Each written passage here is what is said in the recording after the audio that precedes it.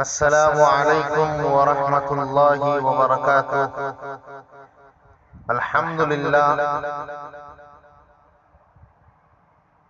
مورخہ 7 ستمبر 2018 بروز جمعہ بعد نماز مغرب جمعیت علماء ہند شہر ملکاپور کے زیر اہتمام ملک کے موجودہ حالات اور ہماری ذمہ داریاں اس موضوع پر مسجد رحمان تاج نگر پارپیٹ ملکاپور میں خطاب عام رکھا گیا۔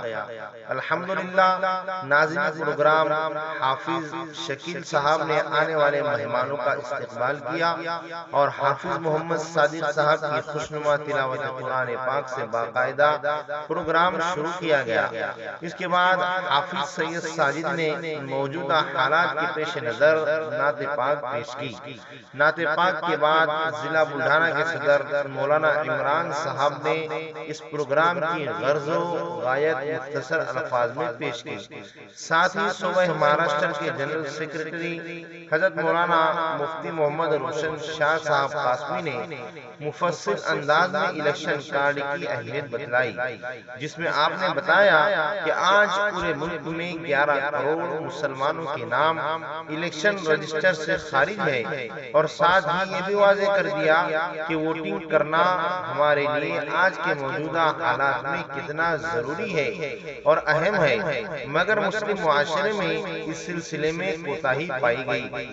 خطبہ صدارت بیان کرتے ہوئے حضرت مولانا حافظ محمد ندیم صدیقی صاحب نے جمعیت علماء ہند کے کارنامے بتاتے ہوئے عرض کیا کہ جس طرح آج اس ملک میں مسلمان کو 2 نمبر کا شہری بتایا جاتا ہے، وہ دراصل اس ملک کے اول نمبر شہری تھا۔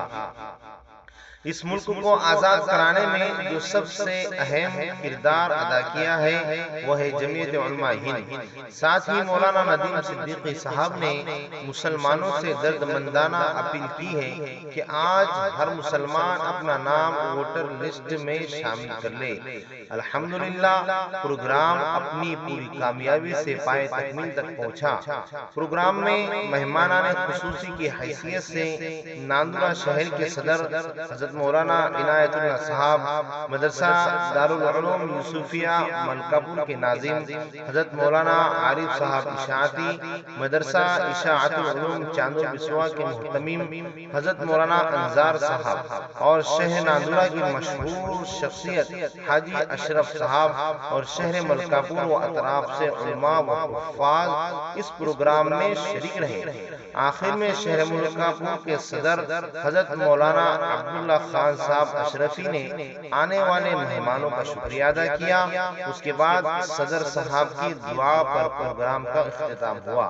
اللہ رب العزت سے دعا ہے کہ اللہ جمعیت علماء ہند شہر ملکپور کے تمام ممبران جنہوں نے اس پروگرام میں حصہ لیا ان کو تاابد اس کام سے جوڑے رکھے، اور خاص طور پر جمعیت علماء ہند کے سایہ کو امت پر تادر قائم و دائم فرمائے اور دن دگنی رات چگنی ترقیات سے مالا مال فرمائے، آمین یا رب العالمین۔ دوستو، ہمارے ویڈیو آپ کو اچھے لگ رہے ہو لائک کیجئے، زیادہ سے زیادہ شیئر کیجئے، اور پلیز سبسکرائب کرنا نہ بھولیں۔